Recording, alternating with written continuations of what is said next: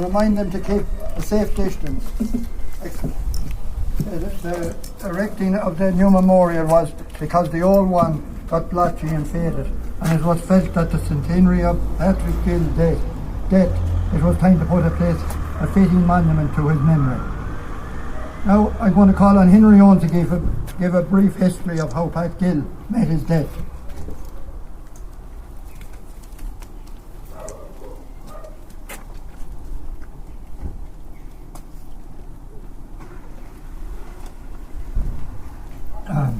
Ladies and gentlemen, this is just a brief account of how Pat Gill met his death. Patrick Gill was from the parish of Ockram, which is just across the Shannon in County Roscommon. And on September the 10th, 1920, which is just almost 100 years ago, Patrick and his sister Anne and Mrs. Kate Nutley, a neighbour, were on their way to the corpse house of Bernard Burton of Foxborough, which is outside the village of Drumsna here. They were innocently walking through the village here when they reached this spot on the road. A shot rang out and Pat Gill fell to the ground. A bullet had hit him in the chest and he died instantly. The shot had been fired by a British black and tan who was sitting in a lorry parked on the street. Patrick Gill was 44 years old and he was described as being a quiet and inoffensive man. Patrick Gill was the first of many Roscommon victims to suffer at the hands of the RIC Black and Tan forces in that period. And at the sham inquest held afterwards into his death, the verdict given was that he was shot by persons unknown. This was the way the Crown authorities tried to cover up the murders committed by their forces on innocent civilians.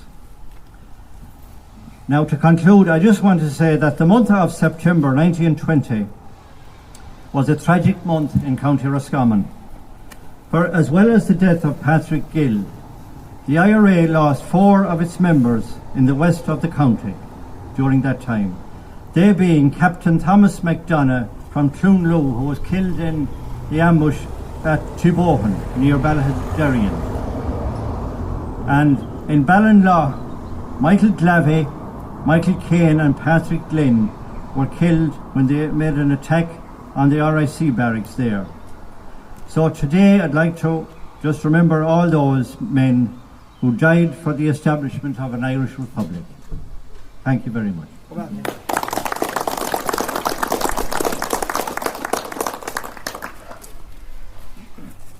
I'm going to call now on Tom Cole to unveil the monument.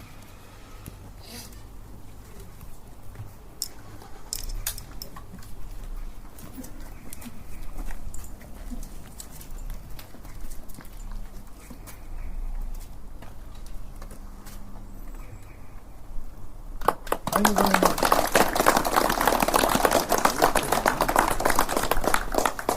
I'm going to call on Stephen French to read the Roll of Honour.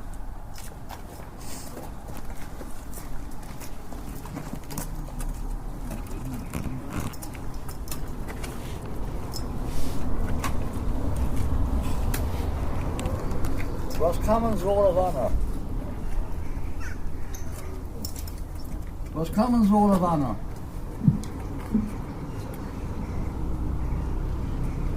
Peter Barrett, Sean Bergen, Michael Carter, John Conroy, Patrick Conroy, Patrick Coyle, James Cole, Michael Cole, Patrick Doyle, Patrick Dorr, Thomas Flannery, Patrick Flynn, Bernard Gaffey, Patrick Gill, Patrick Glynn, Michael Glavey, Michael Greeley, Thomas Hughes, Michael J. Keane, Eugene Kelly, Luke Killian, Toby Mannion, John McGowan, Stephen McDermott, Thomas McDonough, Terence McGlynn, James Mons, Joseph Malloy, Patrick Moran, Michael Malooly, James Mulrennan, Patrick Mulrennan, Frank O'Donoghue, William Partridge, John Scally, Edward Shannon, James Tormey, Hubert Tully, Patrick Timon, John Vaughan, Edward Wheeler, Michael Wynne. Thank you very much, Stephen. Those were all men that gave their lives for our cause. Now I call on Catherine McManus to lay a reed on behalf of the Commemoration Committee.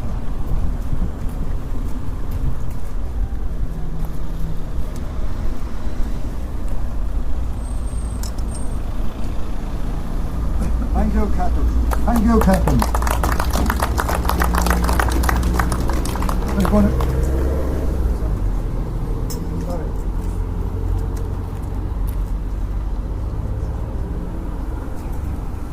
Now I'm going to call on Johnny McGrath to lay a reed on behalf of the Republican movement.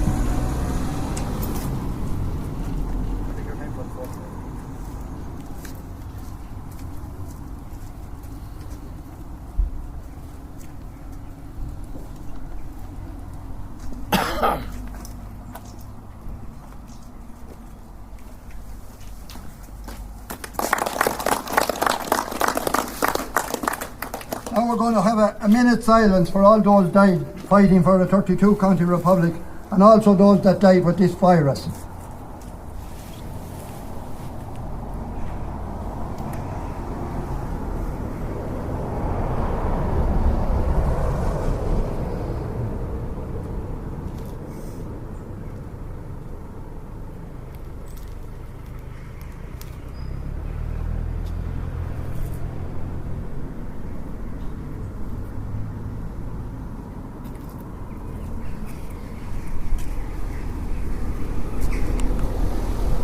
Thank you very much.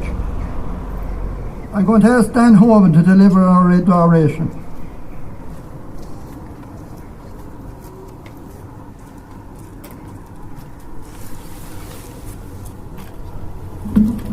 All the way from Newport in County Mayo.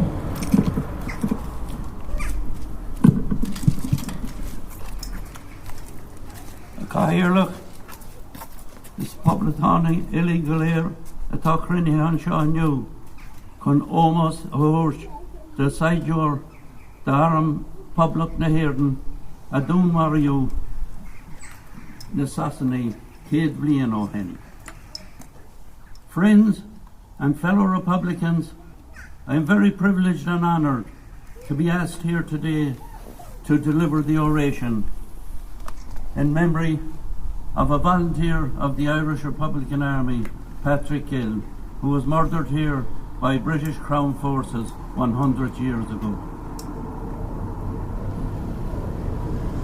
We have a long history of getting up in arms against the Brits. Several times we took them on, and several times we were defeated. But we were always there when required, maybe sometimes small in numbers, but we always came back to man the Barnaby. And that is why I am very privileged and honoured to be here today on behalf of all those who struggled down through the years in the fight for Irish freedom. For over 60 years I have soldiered with one of the greatest Republicans of all times, Rory O'Brady. He passed away a few years ago, and my claim to fame, which I'd be very proud of, was that I delivered the oration at his funeral. And my other big privilege was to deliver the oration at the funeral of Billy McKee in Milltown Cemetery in Belfast, the man who started the Provisional IRA. We are not going to go into depth to talk about what has happened with those with whom we fought and those with whom we struggled for over 40 years. There has been a very high price paid in the struggle for Irish freedom. And if we were to study over the last 40 years the sacrifice that was made and the amount of young Irishmen who fell in the struggle for independence. But we are still here today, those of us who remain true to the Irish Republic. I might be talking through my hat at 86 years of age, but we never sold the price out, and we never will. Here, here. If there's any message that I want to get through here today is that the Irish people have a great record. Whether it's in Drumsna or whether it's in the hills of West Mayo, but we have stuck with it and we will stick with it. And if we fail to achieve the aims and the ideals of the Republic, we will have left the door open for a greater generation of young Irishmen to come and complete it. Those of you who doubt that we will ever achieve that, the fair assessment is that we have to keep trying, because keep trying is not being defeated.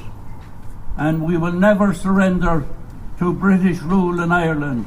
And all those who came in 1922 and sold out the Irish people, resold out in the 30s and the 40s.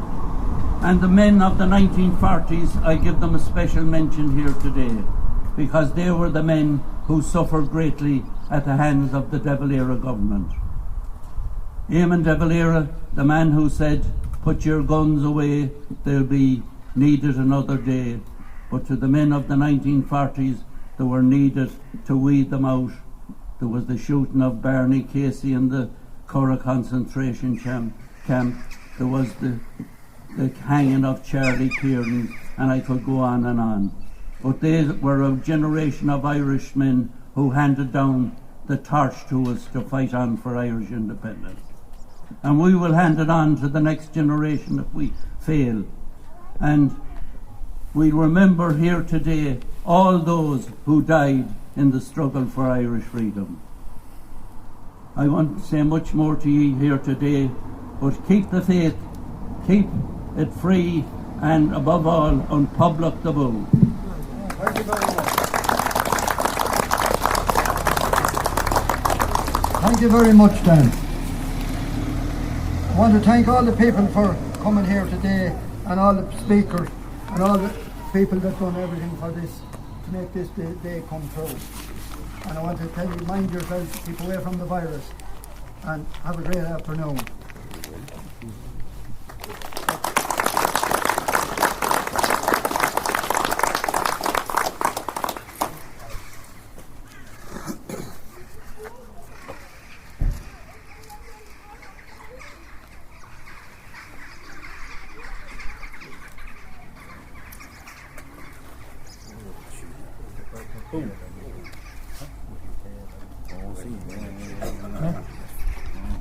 Will the piper play a lament, please?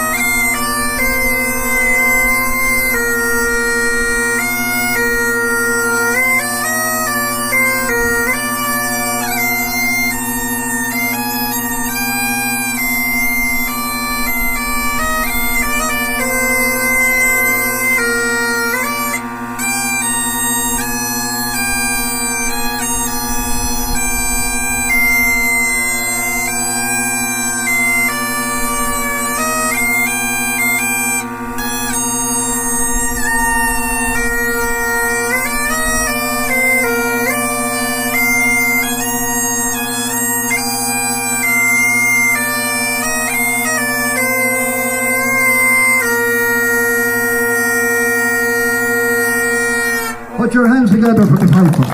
Stephen Hughes. Thank you very much.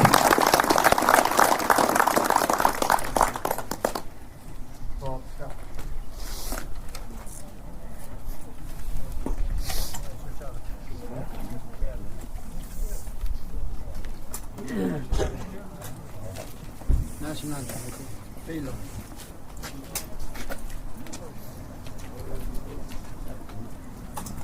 our national anthem now.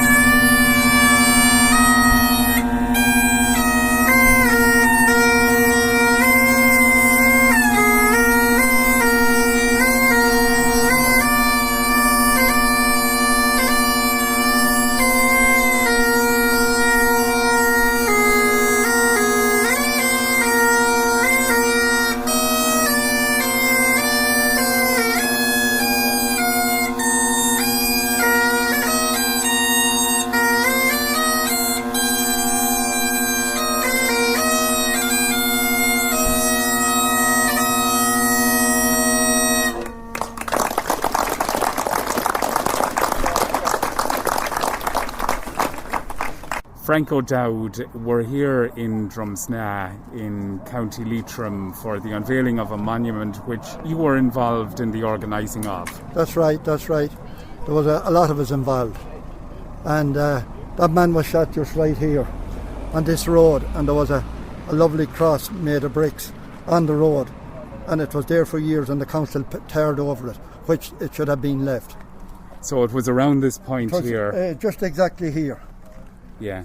It was a cross made of brick. And can you tell us who Patrick Gill was? Patrick Gill was a local lad that lived across the bridge here, just across the Shannon in Roscommon, Corlara. And he was here with, I think, two or three lads that night when he was shot, taken out. And that was on the 10th of September 10th of 1920? September 1920. And we're celebrating the 100 years in a few days' time. So when did you go about organising this monument here? Well, my father and a lot of the older men, some of them dead and some of them still alive. Well, Tom McLaughlin's father here, the butcher, and Patsy Connell's father, there was a lot of Roscommon men and a few Leitrim men, and they put up a smaller plaque, but it was well worn and he deserved better, so we decided we'd put a complete new plaque for the 100 years. Frank, you also want to mention something. I want to mention one man there, I forgot he was one of the main men, Sylvester Fitzsimons from across the Shannon in Corlara, and all the Corlara people were involved in giving a hand for the last monument and this one. Thank you very much. Thanks, Frank. So, Peter Devine, we're here in Drumsna, and it's to, I suppose, remember Patrick Gill, who lost his life here in the village in 1920. A great crowd today. Great crowd, a good turnout, and the weather was fine. There was, and lots of talk and speeches as well, and the monument is lovely over there. It is. That's the third monument went up to him. There's another one behind that present one. Yeah. But anyway, there's another one in the ground. I remember to see it years ago. It's a cross in brick. And I can remember years ago, if you put your foot down, you pull back the gravel, you could see it there. But it's covered up now. And was that on the road? That just in about 2 yards from the monument. That's man Gill. He lived about a mile and a half up the road there in Corlara in Roscommon. He was. I often heard them talking about him. He was going to a wake out the road about a mile for a man the name of Bernie Burton, and he was walking with him and two women, and seemingly he was fired on and was killed at that spot. And this was where it happened over here. And Yeah, 100 years ago. Clarity, that's where the train station was that Yeah, right? yeah, that's what this yes, this side of the train station he lived. Yeah.